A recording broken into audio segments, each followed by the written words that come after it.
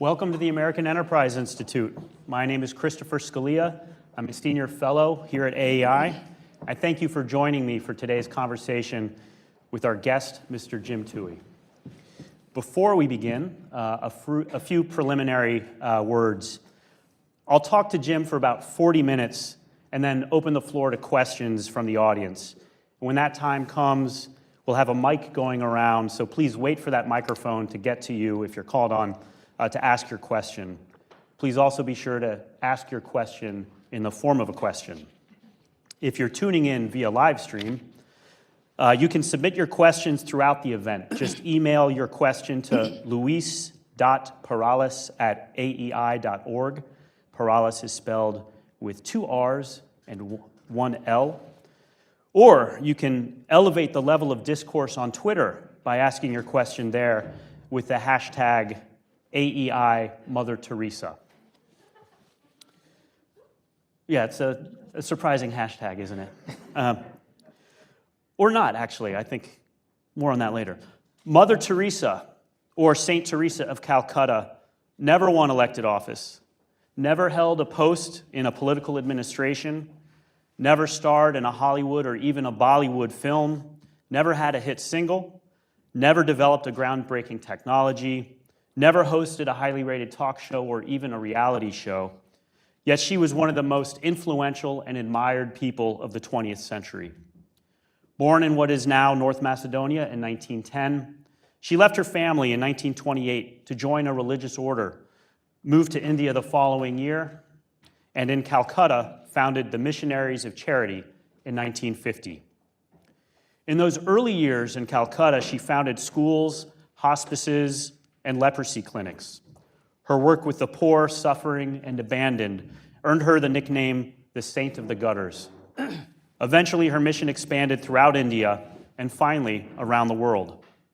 At the time of her passing, her order had more than 600 orphanages, clinics, soup kitchens, and other missions in more than 100 countries. She had more than 4,000 nuns in her order and more than 100,000 lay volunteers. She won the Nobel Peace Prize in 1979, the U.S. Presidential Medal of Freedom in 1985, and the Congressional Gold Medal in 1994. Congress even made her an honorary citizen of the United States in 1996. This is AEI, so I'd like to quote some of what President Reagan said about her. I will not do a President Reagan impression, and it pains me. He said, "Most of us talk about kindness and compassion, but Mother Teresa, the saint of the gutters, lives it. Mother Teresa is a heroine of our times." And then he looked at her and said, "Your great work and your life have inspired so many Americans to become personally involved themselves in helping the poor. So many men and women in every area of life, in government and the private sector, have been led by the light of your love, and they have given greatly of themselves. And we thank you for your radiant example."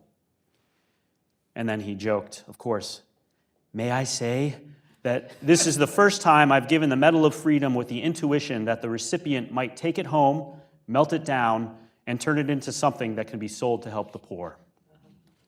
She passed away in September 1997 and was canonized a saint of the Catholic Church in 2016. Ours is a fallen world in which even nuns need attorneys, and in her later years, Mother Teresa benefited from the legal counsel and friendship of our guest, Jim Towey. He was also one of the people President Reagan mentioned in his remarks, someone inspired by Mother Teresa to change his life and provide spiritual and physical comfort to the poor and the suffering. Jim first met her when he was a United States Senate staffer. He began volunteering at the Missionaries of Charity Soup Kitchen in D.C., and eventually began traveling with her, organizing meetings for her. He even delivered a reading during her canonization mass at St. Peter's, and perhaps most importantly, led her legal battle against the bakery behind the Nun Bun, a cinnamon roll that bore a striking resemblance to the sister. Congratulations, and thank you for your service on that. Jim's own professional career included heading the state of Florida's Health and Services Agency in the White House Office of Faith-Based Community Initiatives, serving as the president of 2 Catholic colleges, and founding the nonprofit advocacy group Aging with Dignity, and the 5 Wishes Advance Directive. His new book, which we're here to talk about today, To Love and Be Loved, a personal portrait of Mother Teresa, is a fascinating and powerful account of St. Teresa of Calcutta's life and her influence on him. So Jim, thank you very much for joining us. Congratulations. Thank you. And again, thank you for joining us today. Thank you for inviting me, and that was really a good President Reagan you did. Thank you. Really Yeah, impressive. I've had some time to work on it. So, okay. So let's start with you talking about what inspired you to seek out Mother Teresa, because in your book you explain you went to some great lengths to meet her. Why did you want to meet her, and what did you do to finally meet her? By all appearances, at that point in 1985, I was successful. I was a legislative director, legal counsel to Senator Mark Hatfield, the chairman of Appropriations Committee, the Senate. I had more wealth than I'd ever had growing up in a split home. And I also had, was going to Mass on Sunday and had the appearance of being a good Catholic. But in fact, I was lost. I was dispirited. I knew that I was living kind of a lie, all this the kind of false appearance of my life. I lost a close friend. I was best man in his wedding to suicide, and he had come and seen me a week or so prior to it, and I felt a good deal of guilt that I wasn't there for him. So a lot of things were on my mind when I caught wind that Mother Teresa and Senator Hatfield had a friendship, and because he knew her, I thought, well, there's my entree. He's sending me overseas on a Southeast Asia refugee trip. I can go there, meet her, go in there for one day. Mm-hmm. I didn't want to be around the poor. I had no interest in working with the poor, zero. I wanted to meet her because I'd seen her from afar, and I thought, well, I'm not living the gospel, but she is. Mm-hmm. And so I thought, well, I'll go in for one day, and then on the way home, I'll go to Hawaii for 5 days. And that's how I talked myself into going into Calcutta. And I did, August 20th, 1985. How did that initial encounter go? I got to Calcutta. I was just stunned by the immense poverty, the ride from the airport. I go into it in the first couple chapters, just how staggering all this was. And get to the mother house, 6 a.m. Mass. Mass is over. I go sit on a bench, and then out she comes, just bounds out like a schoolgirl. She was 75 that week. She turned 75 that week. Full of focus and energy, passion. She was everything I wasn't. And so she said 2 things. She said, go and to the home for the dying. Have you been there yet? No. Well, go and ask for Sister Luke. And I went, okay, I'll do that. And I had the rest of the day to kill. And then she said, and go tell my sisters in Washington hello. So with those 2 things, a very brief meeting. She's so tiny, big hands, soft big hands, just a delight. And then short meeting, and off I went. So I get to the home for the dying, and I show up there with my embassy driver, in my white starched shirt and all this, and I walk in there, and I ask for Sister Luke. I see these 50 cots of men that are there in these very clear rows, and Sister Luke comes out, and I said, hi, I'm Jim Towey. I was with Mother Teresa this morning. I love not dropping that name, I was with Mother Teresa. And she told me to come here. And Sister Luke goes, oh, great, well, here's some cotton, and here's some solution. Clean that fellow in bed 46 that has scabies. And I looked at her, and I was like, oh, bed 46. Inside, I was like, I'm here for the tour. I didn't come here to work, which is why I feel free that I can talk about Mother, because there wasn't the slightest part of me that wanted to go back to that bed. I was too proud. It was pride and pride alone that had me go back to that bed, because I didn't have any interest in it whatsoever. And so that started me, that kind of crossed a barrier for me. Mother spoke of Jesus in his distressing disguise of the poorest of the poor. And it wasn't on that day that I realized what she meant, but over time I knew that in that encounter with the poor person, Jesus had touched me back, and so that had consequences. And went and saw her sisters in Washington because I told Mother I would. I thought if I didn't, I'd fry in hell for telling her I'd do something and then not do it.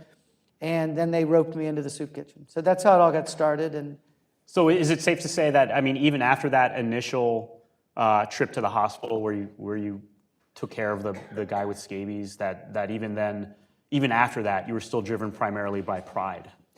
I thought it was changing in my life because actually when I got to Hawaii, I was as uncomfortable there as I'd been in Calcutta.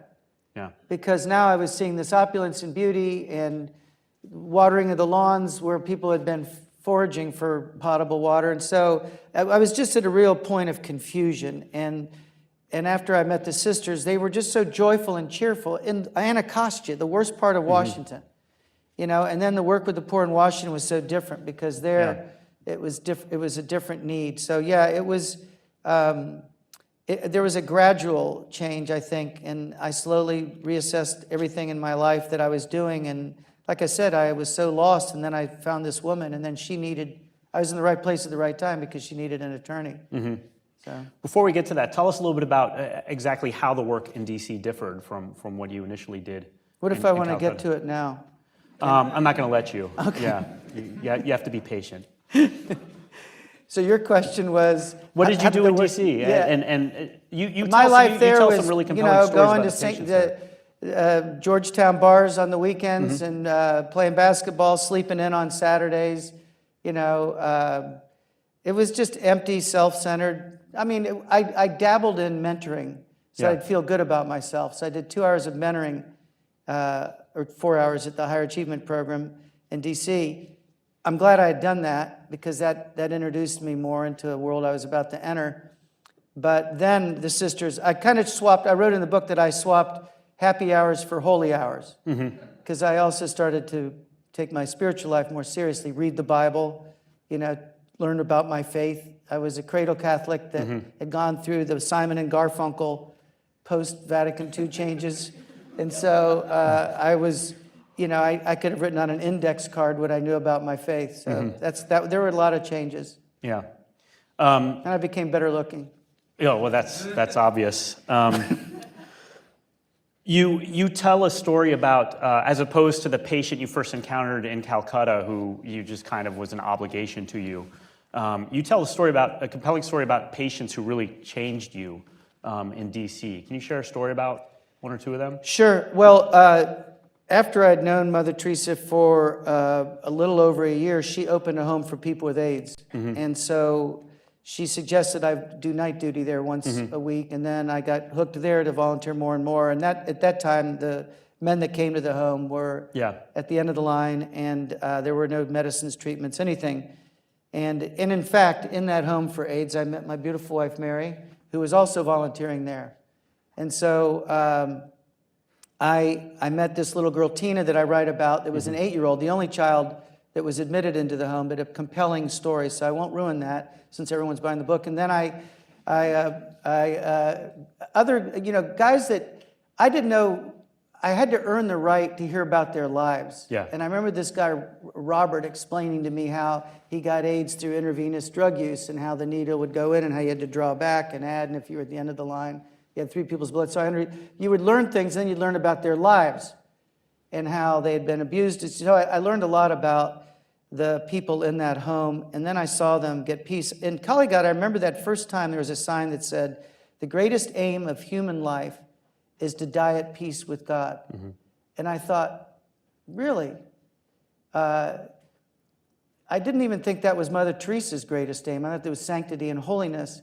But I came to understand she meant it was a process, not a destination, and that peace came through an ongoing relationship with the God of mercy that had freed me from the snare I was in. And so, yeah, the people in the AIDS home really taught me. I have a real debt to them. And Mary and I came to know some just great men and women. I write about a few of them, a funny story about a play, and a lot of... Not suitable for work, by the way, some saucy language in that play.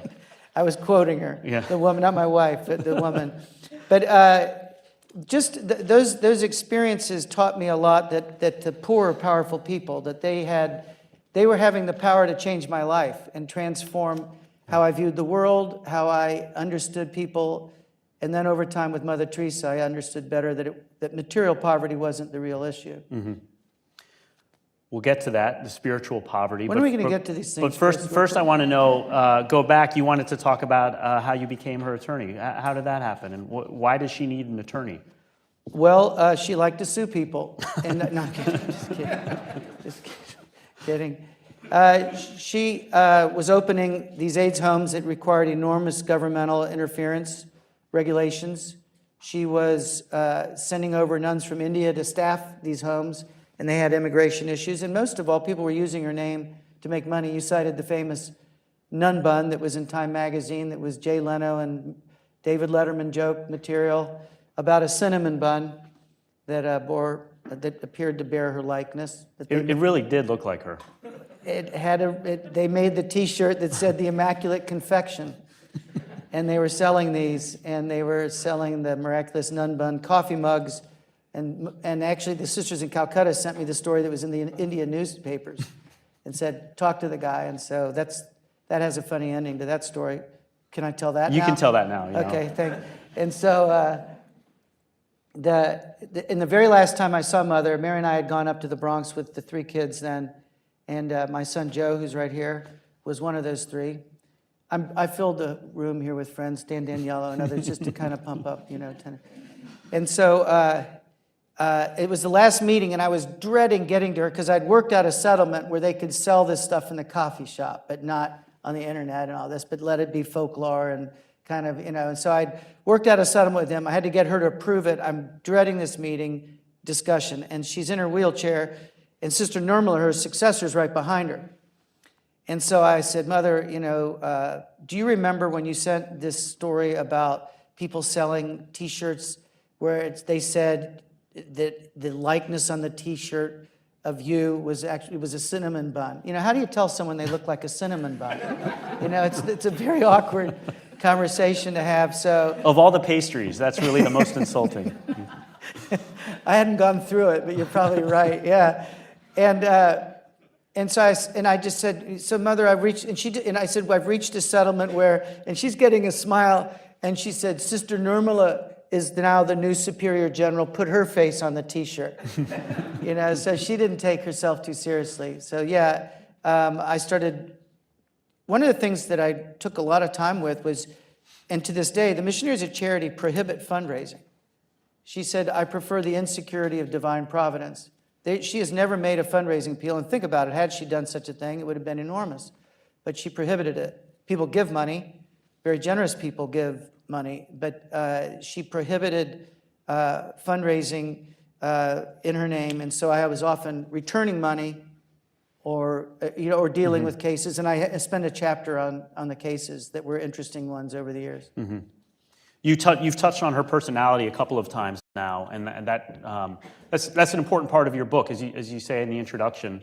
I'm told, I haven't actually read it, that you say the purpose of your book is to show her human side, her sense of humor, even her flaws.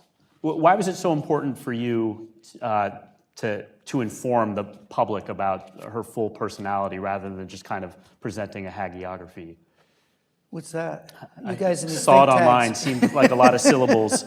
No, and yeah, you kind of present her warts and all. And I think you're right, that Catholics tend to turn their saints into plastic statues and ascribe to them all these ethereal qualities. So we'll focus on the one that levitated or the stigmata or stories that differentiate them from the rest of us, and somehow we're off the hook because the call to holiness is universal. Mother Teresa used to say that's the simple duty of each one of us. It's not reserved for the elect. And I felt like, knowing those 12 years that I had seen her regularly and worked with her, what made her a saint, she became a saint not in spite of her humanity, but because of it. She was just fully alive in Christ. She loved people. She loved to laugh. She had a sweet tooth. She loved chocolate. Cinnamon buns. No, that she couldn't do. But she liked poetry. She wrote poetry. She sang. She spoke 5 languages. She only had education up to 18, yet was one of the most extraordinarily gifted in judgment that I've ever seen. And she was also, she knew darkness. She was stubborn. She was impatient. And she could grow angry. And I touched upon this because I don't think it serves saints any, if we don't, just as Scripture talks about how the Blessed Mother was confused and didn't know what this mean, she certainly could be accused of showing, distress at times and things. Well, Mother knew this. She was a mother. So yeah, I wanted these stories out there from her sisters that tell really, so they're in the book, that tell the stories of how Mother and her humanness and how beautiful that was, and how at the end of her life, she let herself be loved. I remember I put in there a Merton quote that the pride of sacrifice must give way to a humble willingness to let oneself be loved. And so I think she did that. And like this photo on the book, which, by the way, is Joe right here. Joe's came into town today. He didn't come for this event. No offense, Chris. None taken. But that's Joe. And she received love, and she was very receptive. And I think the title of the book, To Love and Be Loved, pointed to what she said, which was that the greatest need of a human being was to love and be loved. More than food, more than anything else, it was that fundamental need to love and to be loved. And she spent her life doing that. Now seems like a good time to talk about the spiritual poverty she discussed. See, he's good. He knows how to segue. Dr. Dora, just incredible, the gift of how he just kind of... Good job. Keep it up. So she referred to spiritual poverty. What did she mean by that? She referred especially spiritual poverty in the West. It was that, she said, she was asked what was the worst disease she'd seen. Was it leprosy or AIDS? And she said, no, it was loneliness. The feeling of being unloved, unwanted, unwelcome. I remember her driving with me, I was taking her to her convent in Anacostia, and we were coming up ML King Boulevard. She's just looking out the window, and she just said, your poor are so hard to reach. I think because of that interior poverty that people were experiencing that we saw so vividly in the AIDS home. And so she certainly gave her life to providing material comfort to people, feeding them, clothing them, sheltering them, living out Matthew 25, because she felt that was to Jesus, that you did it to me. I remember her taking Janet Reno's hand in a meeting. We had a meeting on immigration issues. She took Janet's hand and she just went, you did it to me, as a reminder that that you had this obligation, in a sense, to live out your gospel, not in a sense, to live out the gospel through this work, but that the bread wasn't simply for material poverty, but it was also the bread of friendship or forgiveness and acceptance and some of the things that we see lacking in our country that has so much wealth. And I think that's what she meant by spiritual poverty. She did not buy into the rich-poor dynamic. She saw the beauty in all classes of people.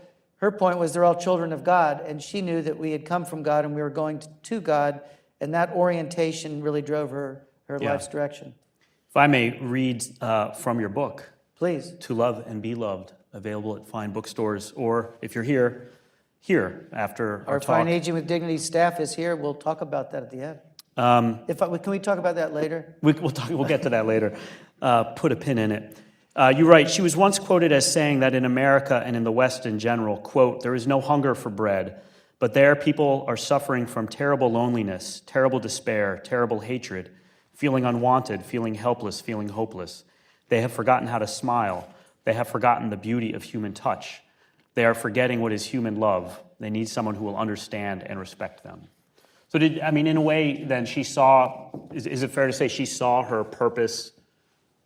She saw that she had different purposes for different audiences and different people, right, in the West versus... It was a consistent message, because she was very clear about that statement applied to the deepest needs of all people, rich or poor. And she felt sorry for people that didn't have that sense of bearing in their lives to love and to be loved. And so, I think she spent her whole life addressing poverty, period. She saw in Jesus this poverty of the cross, the poverty in Bethlehem, and it wasn't just the material, it was that he had taken on this human form and of course, was emptied himself. And some others said, well, God can't fill what's full. And so she saw herself as nothing. She knew her own poverty. And then she had darkness in her life, which was a deeper expression of that poverty where she felt abandoned by God, which was shocking to all of us. So there's a chapter in there, chapter 12, that goes into the poverty that was for her, that she felt God didn't want her, that she was just feeling what Christ lived, that, my God, why have you forsaken me? That sense of being rejected. And I think that experience that Mother had helped her understand the people she was interacting with all over the world, like a Princess Diana. You would never say, well, Princess Diana was a poor person. And yet Mother saw in her a tremendous poverty that was aching, and that she was starving for real friendship, real relationship. Her life was broken. So Mother just saw the world, I think, the way Christ did. Nobody knew about that, I don't want to call it the pain she felt as feeling alienated from God. Nobody knew about that until after she died, right? Right. And how did that change your understanding of her? It made me love her more. Yeah. Because when the book Come Be My Light came out, it had all of her letters that they had collected for the canonization process. She had wanted them all destroyed, but thankfully they didn't. And so they published these in that book, and when I read it, I was stunned that the mic went out.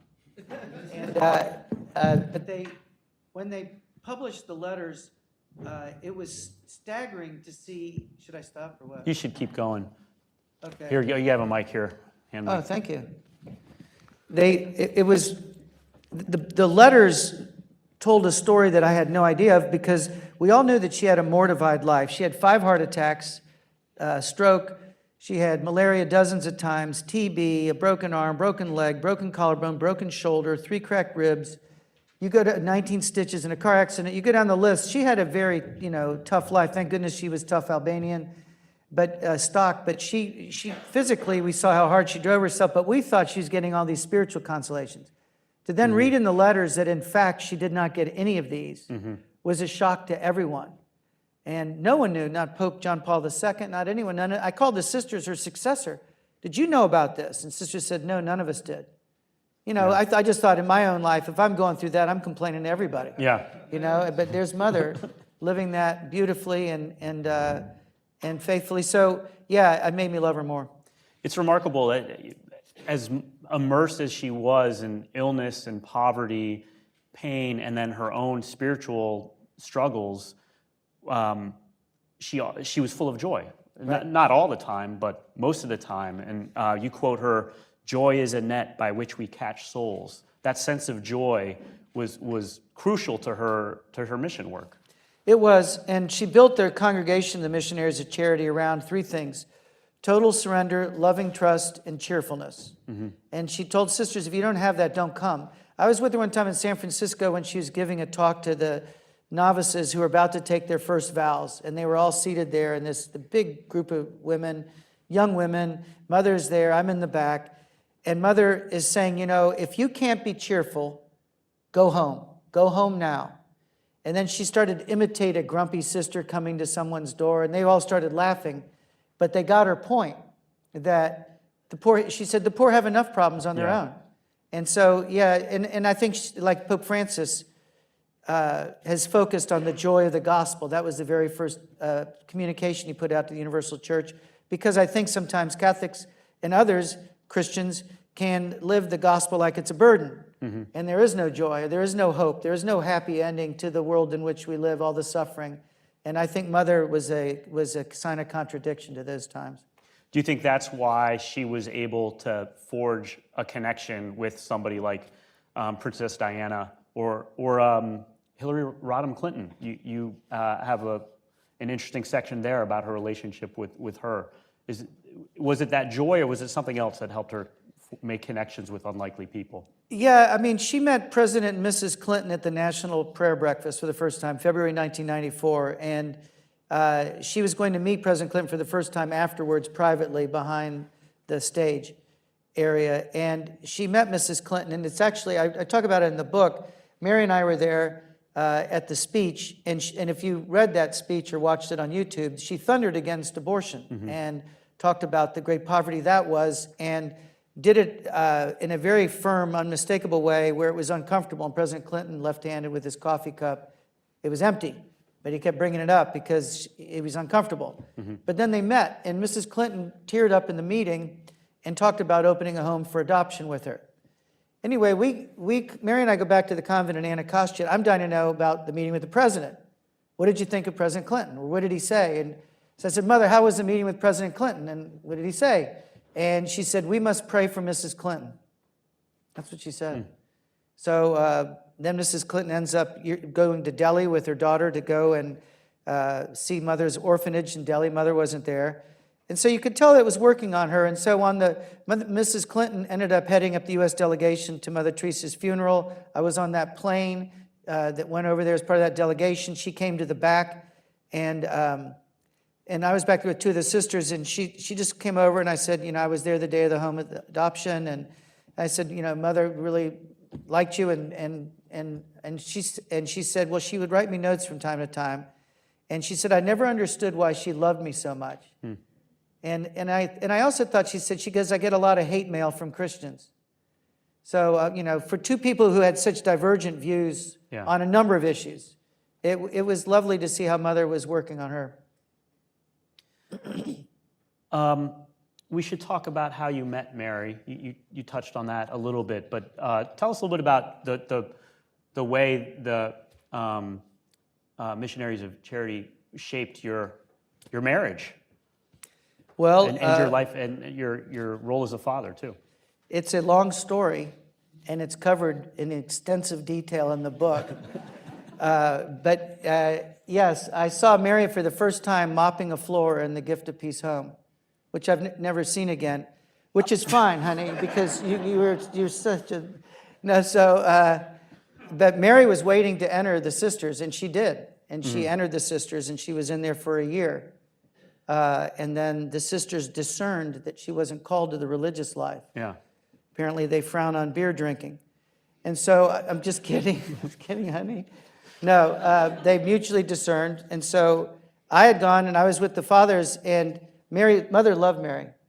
And I had seen her in that AIDS home, what she was doing there with the patients. And I tell the story of this play she put on, that I'll never forget, which is when she made an impression on me. And it's a good story. And then, long story short, after I was full-time with the Missionaries of Charity for 2 years, then I was broke, so I had to go back and get a job. And in that period, the sisters had it in their mind for an arranged marriage. So they would say, for me and Mary, can you take the AIDS patients to the zoo? And so I would get down with our patients going to the van, and there's Mary with two of the women. So it was clear they were giving us. So it was not I was living in an AIDS home at the time, and she was living with her parents. Not a traditional dating setup. Yeah. I don't think it was. This is before online dating. It was really any way you could meet anybody was fine. It was extraordinary. I proposed to her in the Basilica of Our Lady of Guadalupe, and Mother couldn't come to the wedding. But here's a fun fact. Are you ready, AEI team? The altar boy at our wedding was Chris Scalia. Yeah. Correct answer. He was our altar boy. Yeah, it's beautiful. First of all, you're welcome. You're welcome. Hey, we palmed you a 20. Being a native of Washington, D.C., the first thing I did when I got the book was check the index for my name. Wasn't in there. You have a picture of the wedding. I'm not in the picture, but it was in the spirit of Mother Teresa, I forgive you for that. It was a space thing, and they were cropping the pictures, and I'm sorry. That's fair. Okay. By the way, Mary. I knew Mary before I knew you, and Mary gave me tennis lessons, and she was an NCAA Division I tennis champion. Her team was Davidson, right? So that's impressive. It was impressive. I remember my first time when I realized that I was in love with Mary, it was that while I was still, she had long left the sisters, and I was trying to figure out what to do next. I said, well, let's go play tennis. And we went to a tennis court over near the Gift of Peace that was in a very poor area, and there was no net. And we played anyway. That's not in the book. I know. You're just throwing out free nuggets here. It's the same as your charitable of you. Same as your crummy photo, yeah. It's kind of editorial decisions. Let's talk about some of the criticisms against Mother Teresa. She had her share of critics. The most famous one is probably Christopher Hitchens. He said something like, she didn't love the poor, she just loved poverty. He called her a hypocrite, things like that. How do you reply to the common charges and the common criticisms leveled against her? Well, I thought it was important that there be a chapter that refutes these, because they're so filled with falsehoods, half-truths, and such. And Hitchens was a provocateur. I remember telling Mother about the book he wrote. First of all, he wrote a book criticizing Mother Teresa, and he called it the missionary position. So you get a sense of, okay, this is what the guy's up to. And so he had actually met Mother Teresa once in Calcutta and walked with her some in Calcutta. So for him to have written what he did was you could tell he had another agenda, and he was a profound atheist. And so he made no bones about that. And so he was not going to give some kind of fawning tribute to Mother Teresa to begin with. So I refute them all, the charges that are out there. For example, he'd say, well, she flew first class. Well, the airlines begged her to. She wasn't buying the tickets to begin with, but she would get a coach ticket, but they would beg her to fly first class because she caused a commotion. I mean, imagine if you're in seat 15C and there's Mother Teresa in 13D, you're going to go over there and, hey, well, you can't even buy drinks on planes anymore. Can I get you a can of drink? Yeah. So they begged her to fly first class, and she, so there were a lot of things, her medical care, doctors offered it. Was she supposed to refuse it and go pay somewhere? So the fact that she was treated in these hospitals, but like I went to see her in 1996 when she was, is it bad that Mary walked out? That's not a good sign, Dan. So in 1996, when she was in the intensive care in the Calcutta hospital, I went to her room. The windows were open. Bugs came in. It was as rudimentary care as you could imagine. And so the idea that somehow she was pampered, she didn't leave India the first 30 years that she was there, and she traveled only in trains that were third-class compartments. And so the idea that somehow she was, feasting while others were experiencing famine, she lived such a mortified life. Her bed was a prison bed that was donated. She had to have a stool to even get up on it. Tiny, thin mattress. There's a photo of it in the book. So yeah, I think some of the criticisms that you'll see on the internet today, it's unfortunate because people that are under, say, 35 don't know much about Mother Teresa, so they're susceptible to this kind of mistruth and trolling, and it's taking place regularly, often by people that can't stand the Catholic Church. We have time. I have time to ask you one more question before we open it to audience Q&A. Remember, if you're watching at home, you can send an email question to luis.perales@aei.org. You can ask the question on Twitter with the hashtag Mother Teresa AEI. And if you're here, you could just raise your hand in a minute. Okay, so she died just over 25 years ago, right? 25 years last month. What do you think is her legacy, and how can those of us in attendance today carry that legacy out without necessarily, say, joining a convent? Well, I think that her legacy, I'm hoping the book contributes somewhat to an understanding of what she lived, because it was an invitation for all of us to go beyond barriers, to love one another as Christ loves us. That's actually what's on her tombstone. Love one another as I have loved you. That's the quote. And they just did a film, the Knights of Columbus did a film. I think it's going to air November 2nd or 3rd here in D.C. again at the Tysons, because they ran it for a couple of days and they had big crowds, Knights of Columbus. And there were a couple quotes of mine in the documentary, and one of them at the very end was, how does she want to be remembered? And I said, she didn't want to be remembered. It was all about Jesus. I think in an age where we've forgotten God, she often said, a life that's not lived for others is not worth living. I think a lot of her relationship was this example she gave as a mother in an age where motherhood's being derided. I think that's a big part of her legacy. I look at it personally at the relationships, not just my beautiful wife, my 5 kids, the friendships, Dan Daniello, your chairman here, this organization. I would never have met him if I hadn't met Mother. I would never, the circles that he's been working in to support causes that help the poor, that help an understanding of our great country as he does here.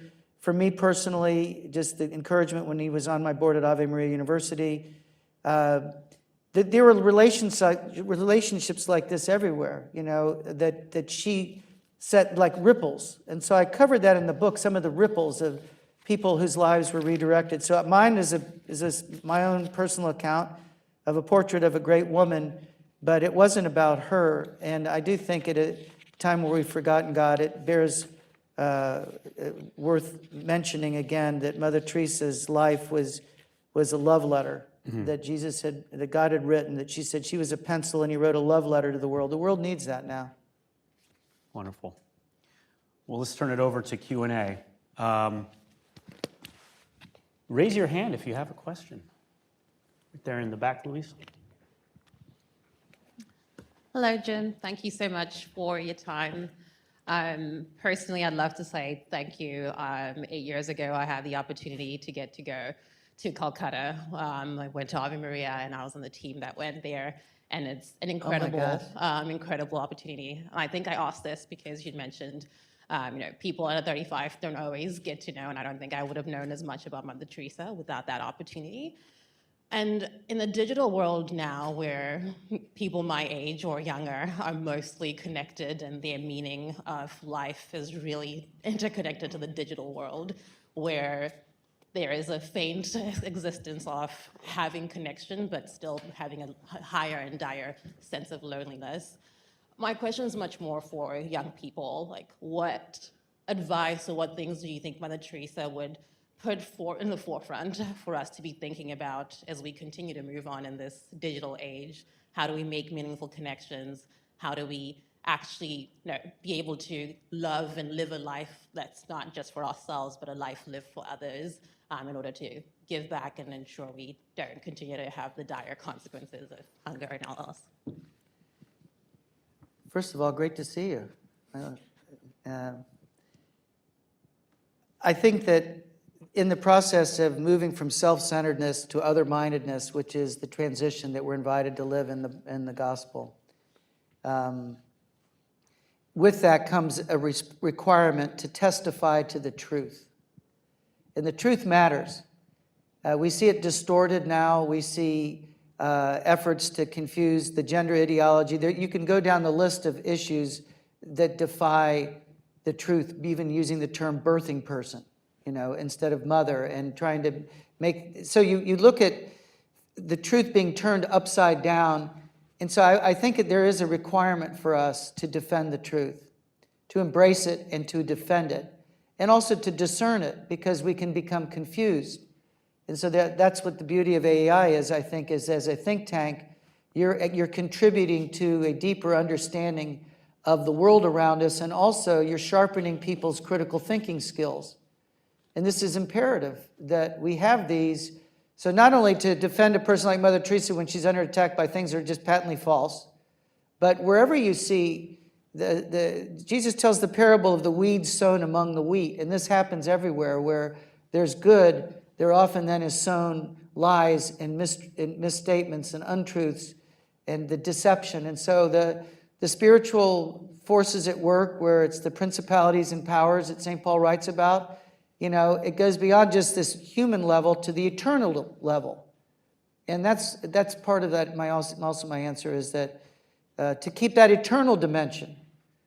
I think we can get lost here and forget that life has an eternal dimension, and that but when you experience the loss of a loved one, you become face to face with eternity, just like you do at birth. So yeah, I do think that's a rambling answer, but that's kind of my response. Yes. Thank you. If this isn't too personal a question, can you speak to a little bit to what Mother liked to read? She loved the AEI newsletters, I think. And his writing, okay. Yeah. I mean, technically it was written after she died, but still. Well, she was, in the religious life, of course, it was her spiritual reading that consumed her. The scripture, of course, she had a command of scripture and spent a lot of time with the Word of God. A book that she read repeatedly, she told me, was one called One with Jesus by Yeager. She actually gave me a copy of it. She said, I can't tell you how many times I read this book. It's called One with Jesus. This book, A Tremendous Lover by Monsignor Boylan. It was kind of a big book, maybe 20, 30 years ago, but she read that repeatedly, and she took it, actually, a passage on humility that she sent to all of her sisters, and and embellished on, talked about.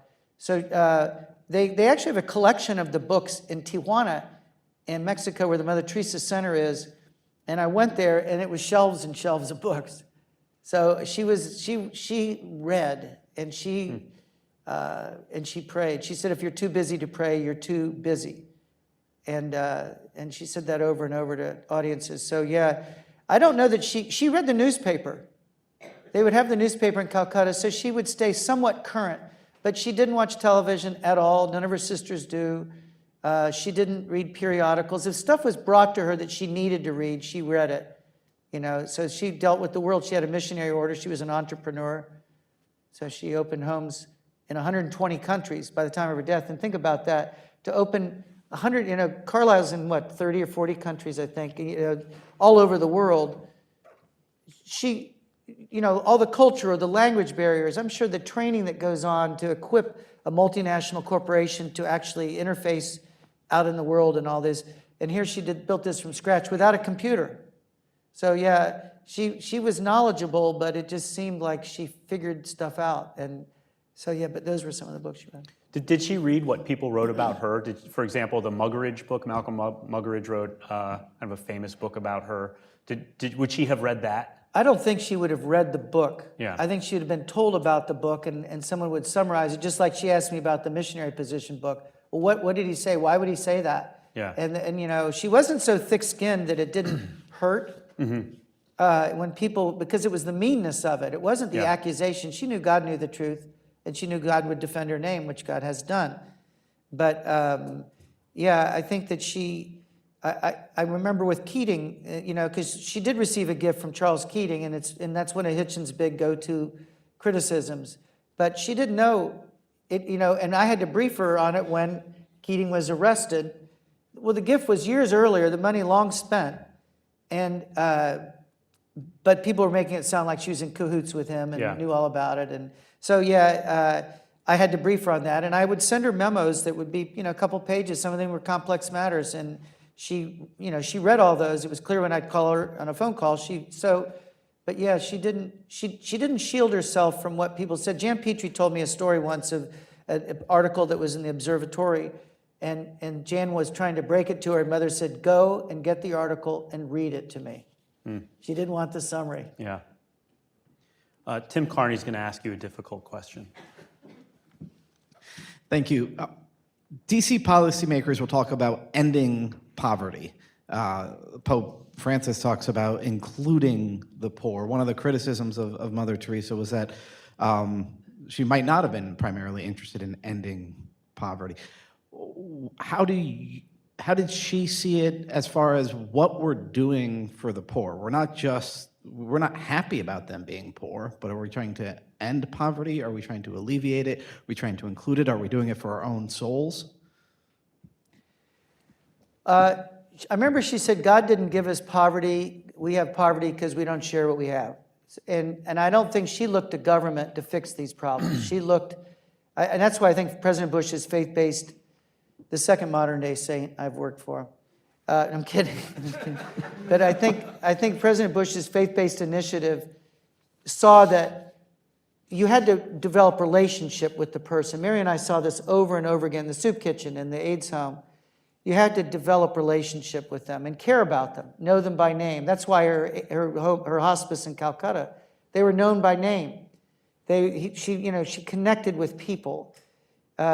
She knew the criticism that you weren't fixing the root causes of poverty, and she said, that's not my role. My role is to pick up the person who's too weak to fish, So her job was she was like triage, and good Lord, it was needed.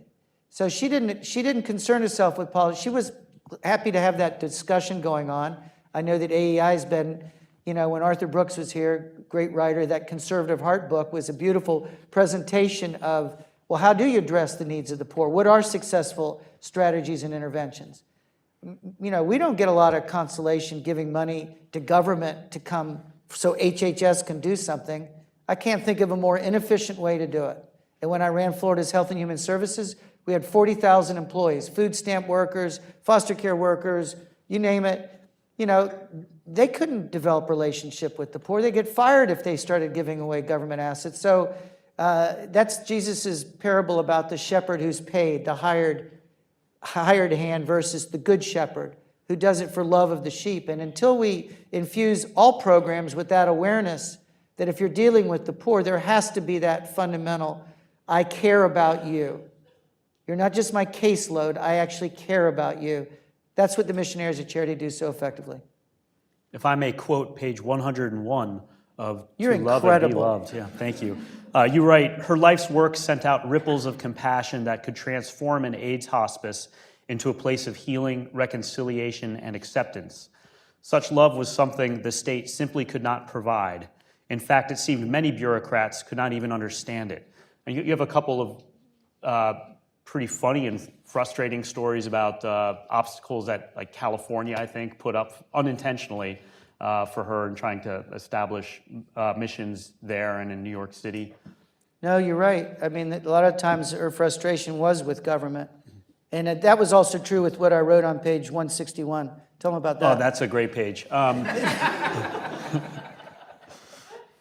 No, but I think that she understood.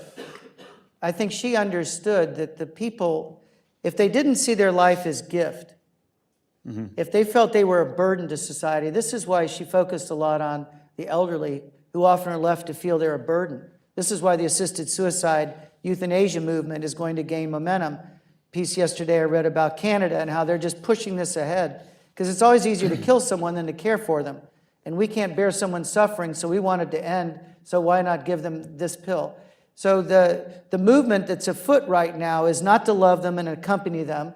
You don't have to throw everything that medicine has at them. A lot of people don't want the highly medicalized deaths, but they do want accompaniment. It's terrifying at times to approach death with no one to be there. Mother understood that, and I don't think government does. A lot of healthcare people do. That's why they entered the profession. Thank God these great nurses that are out there, doctors that are on the front lines. I'm in an ALF a lot every week to see these workers that are there. It's very difficult, and most of the people that live in those facilities have no one visiting them. Time for a couple of more questions.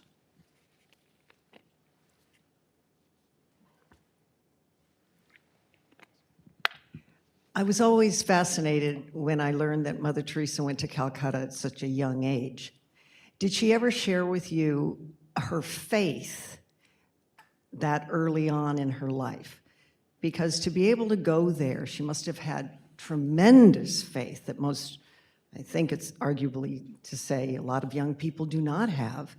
And subsequent to that, to rely on divine providence for all of her needs and indeed the successes that she's had. Did she ever really talk about her gift of faith? Great question. She did not. She wasn't introspective at all about her past. She was all business. It was all about the future. She did not like to talk about herself. She was very uncomfortable talking about herself, particularly her childhood and things. Eileen Egan's book, Such a Vision of the Street, has as much information on that period of life as anything that's reliable. You'll get some stuff, this one Albanian writer that just wrote a book that's filled with conjecture and a lot of things that aren't true. So it's hard to figure out what, but Such a Vision of the Street actually is documented, and Mother did talk to her some about her past.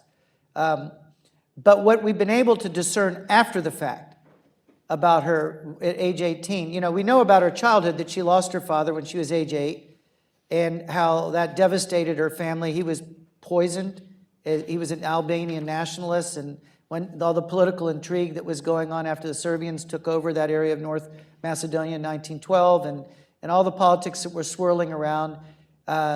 So he dies. They have a complete reversal of fortune. Now it's her mom with her and her sister.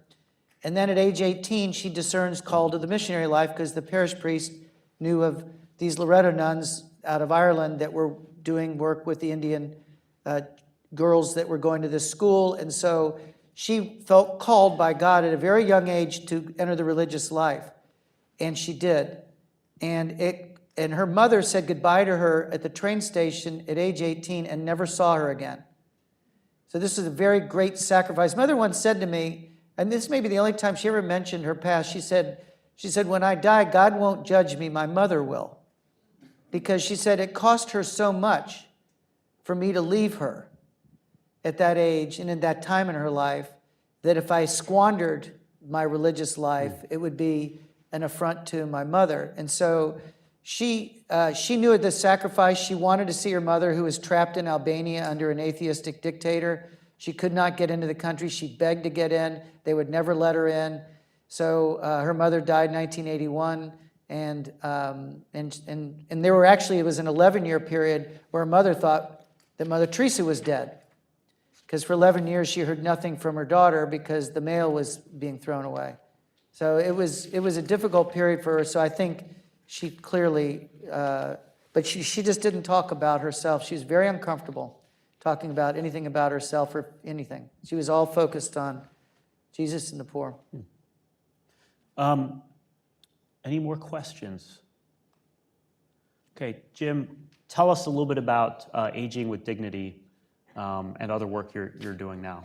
Well, at Mother's encouragement, I started Aging with Dignity to promote and safeguard the right of people whose God-given dignity is imperiled to age with dignity. And of course, we oppose euthanasia and assisted suicide by promoting better end-of-life care, better discussions. We have a 5 Wishes document, which everyone here gets a free copy. Where can you get anything free anymore in life? You can't. But we have our talented Aging with Dignity team back here, Valeria and Claire. I think Lisa's going to be helping somewhere. There's Lisa. And Claire, if you raise your hand. Claire's a great Ave Maria University grad. Valeria, oh no, she went to Ave Maria and then, well, it's a long story. Chemistry, high honors at William and Mary. Then she went on to graduated to William and Mary. And that's Was, correct. Great school. Better school. Went back, well, the standards got a lot higher. And then Valeria is here. So to get a free copy, and then if you want the book, I think you can get it here. I think we have copies. And but that's our mission, Aging with Dignity's mission. And by God's grace and the generosity of some spectacular people, we're able to, we have 41 million copies of 5 Wishes out there in America now. And it's a document for you young people to discuss with your parents so you can be there for them when they need you the most. So it's a legal document, but it also talks about comfort, dignity, how I want to be remembered, what do I want my loved ones to know, so that dying isn't treated just as a medical moment, but as a deeply personal, spiritual, emotional one. And so you need closure and forgiveness and things beyond just feeding tubes and ventilator discussions. So yeah, I've been grateful that that document's taken off, and I created it based on the experiences in the AIDS home. Yeah. And I've been surprised how well it's done. So there are free copies of that, and then we are also, we have plenty of copies of the book for sale.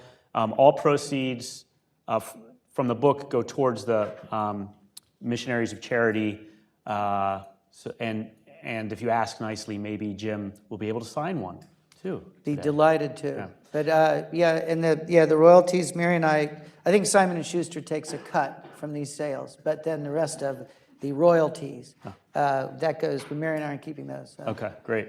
And also, there's no easy segue from Mother Teresa to a charcuterie board outside, but it's back there? Okay. So. It was amazing, though, when it started, there were only like 2 pieces of cheese, and then there was a blessing, and it's multiplied. That's incredible. It That's was, remarkable. Please join me in thanking Jim Towey for his time.